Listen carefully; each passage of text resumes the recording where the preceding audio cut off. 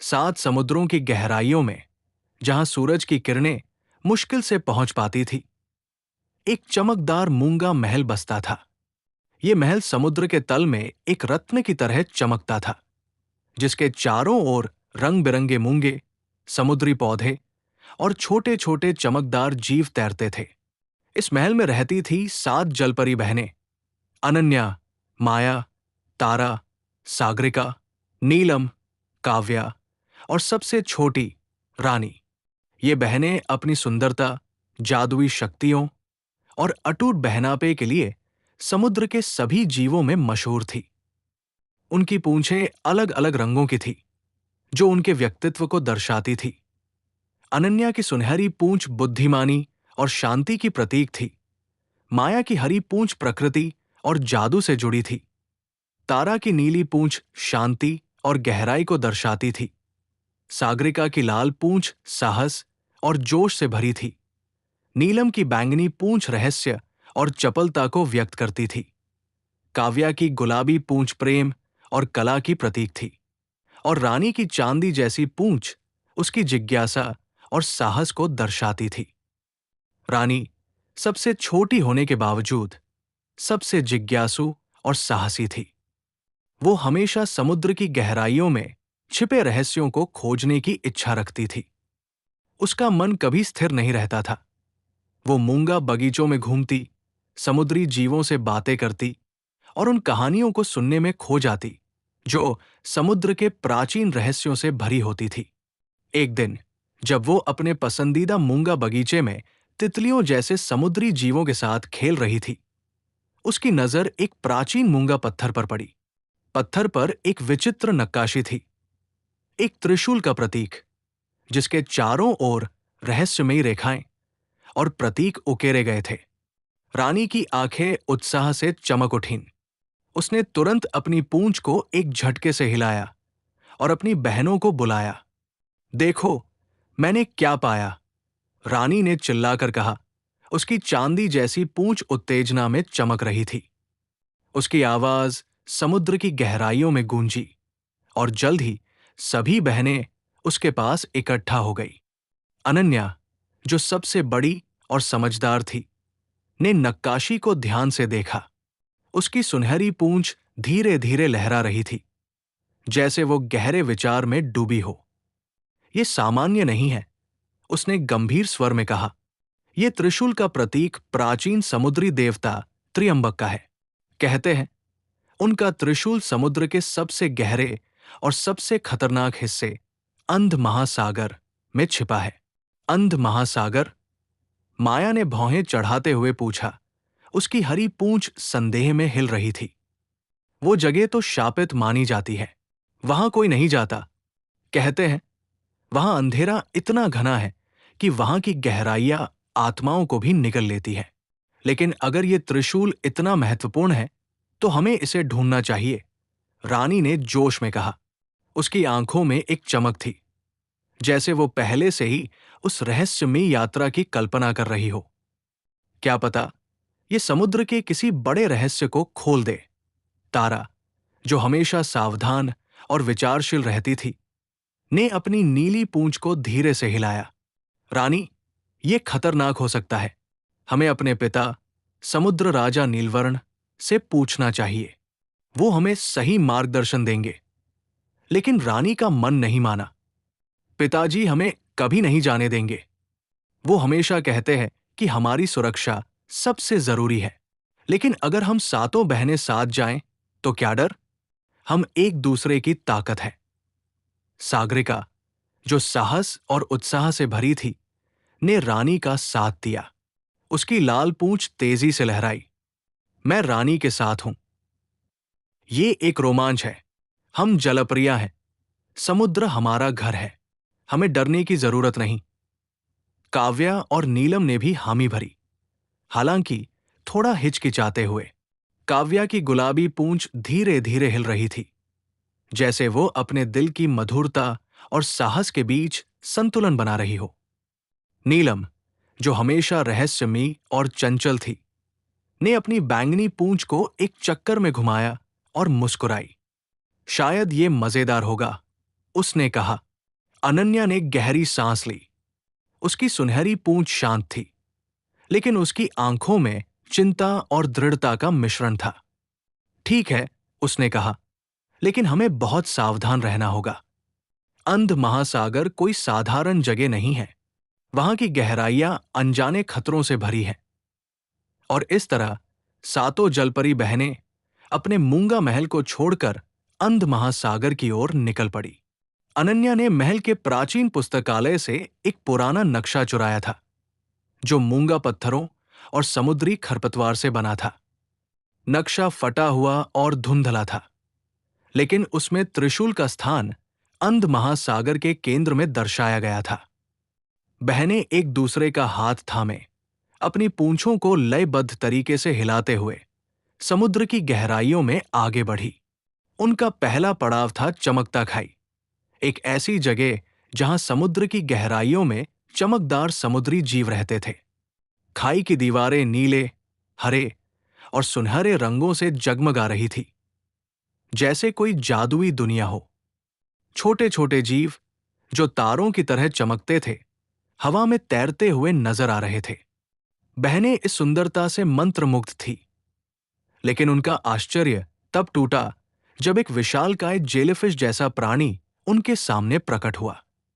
उसका शरीर नीले और हरे रंग की रोशनी से चमक रहा था, और उसकी लंबी लहराती भुजाएं हवा में तैर रही थी। तुम कौन हो जो मेरे क्षेत्र में प्रवेश कर रही हो? प्राणी ने गूंजती आवाज में पूछा, जिससे समुद्र की धाराएं हिल उठीं। अनन्या ने अपनी सुनहरी पूंछ को शांत रखते हुए आगे बढ़कर कहा, हम समुद्र राजा नीलवर्ण की बेटियां हैं। हम त्रियंबक के त्रिशूल की खोज में हैं। हमें रास्ता दे। प्राणी ने एक गहरी गूंजती हंसी हंसा। त्रिशूल? वो कोई बच्चों का खेल नहीं है।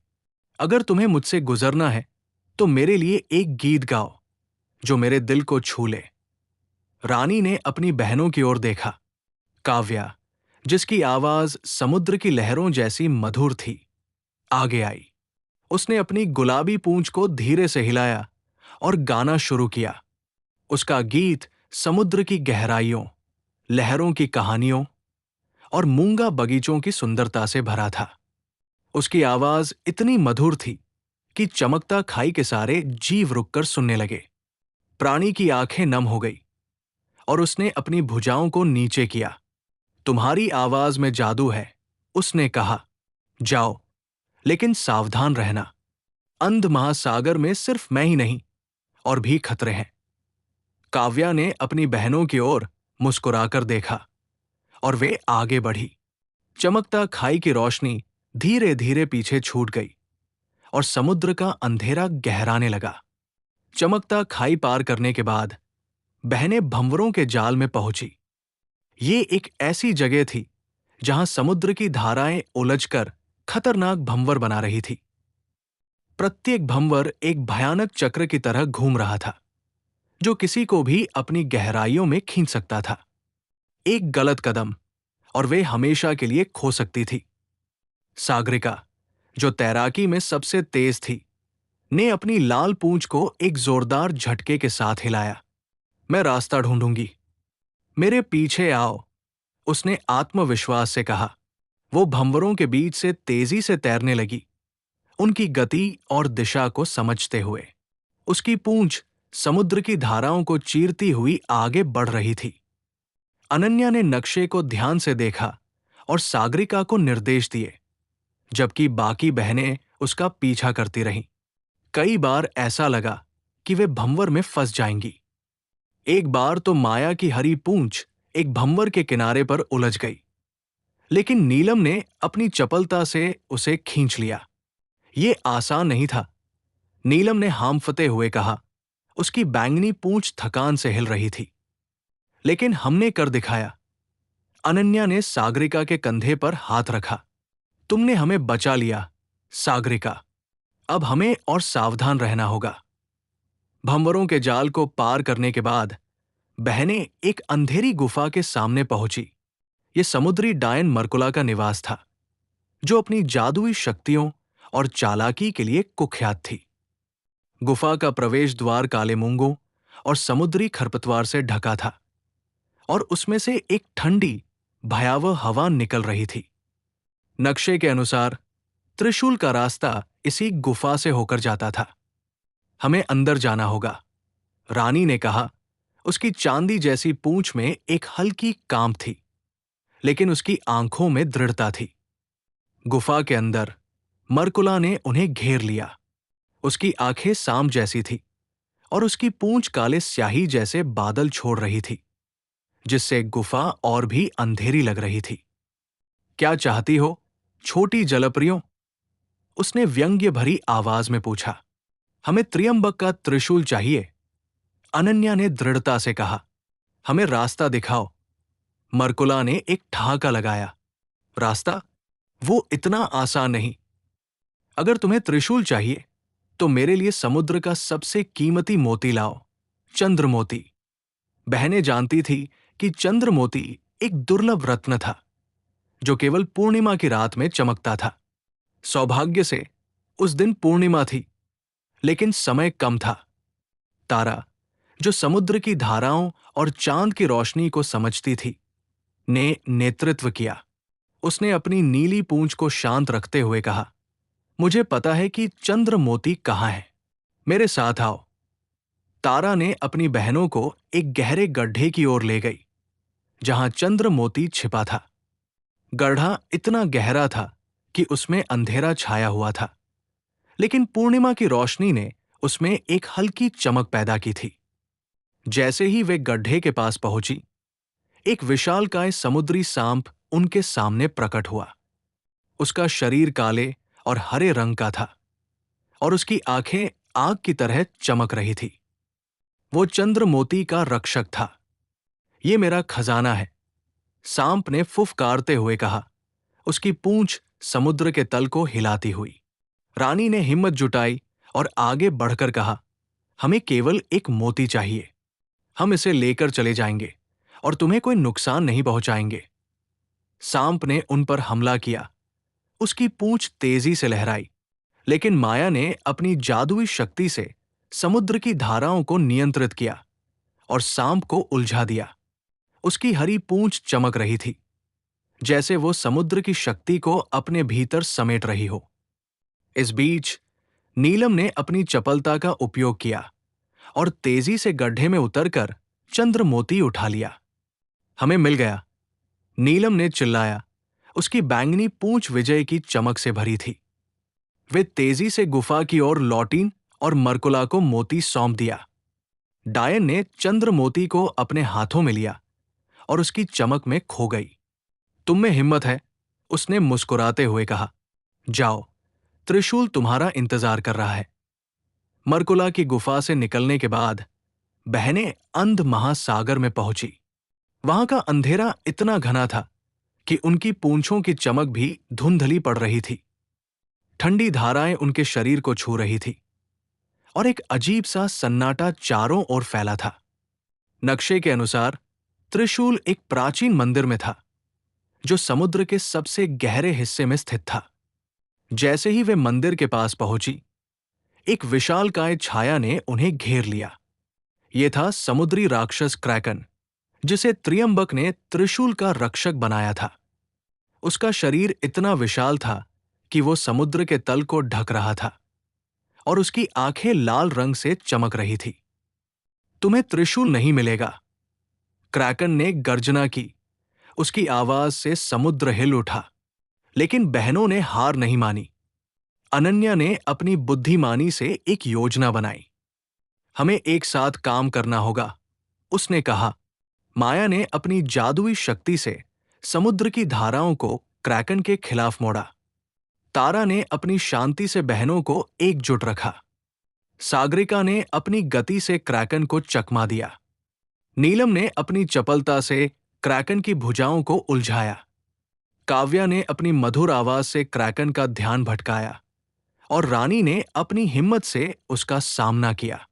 उन्होंने मिलकर एक जाल बनाया, जिसमें क्रैकन फंस गया। उसकी भुजाएं उलझ गई और वो गुस्से में चीखने लगा। इस बीच रानी तेजी से मंदिर के अंदर दौड़ी।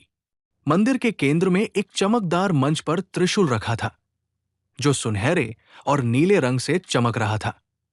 जैसे ही रानी ने त्रिशूल को छुआ, एक तेज रोशनी फैली और त्रियंबक की आत्मा प्रकट हुई। तुमने मेरे त्रिशूल को पाने की हिम्मत दिखाई, त्रियंबक ने गंभीर स्वर में कहा। यह त्रिशूल समुद्र की शक्ति का प्रतीक है, इसे संभाल कर रखो। त्रिशूल लेकर बहनें अपने मूंगा महल लौटीं। समुद्र राजा नीलवर्ण ने उनकी हिम्मत की प्रशंसा की, लेकिन साथ ही चेतावनी दी कि ऐसी खतरनाक यात्राएं बिना बताए नहीं करनी चाहिए। त्रिशूल को महल के सबसे सुरक्षित कक्ष में रखा गया, जहां वो समुद्र की शक्ति और 7 बहनों की बहादुरी का प्रतीक बन गया। इस रोमांच ने न केवल उनकी बहादुरी को साबित किया, बल्कि उनके बीच के बंधन को और मजबूत किया। 7 जलपरी बहनों का समुद्री रोमांच समुद्र की गहराइयों में एक किंवदंती बन गया, जिसे समुद्री जीव पीढ़ियों तक सुनाते रहे। ऐसी ही कहानी सुनने के लिए चैनल सब्सक्राइब करें।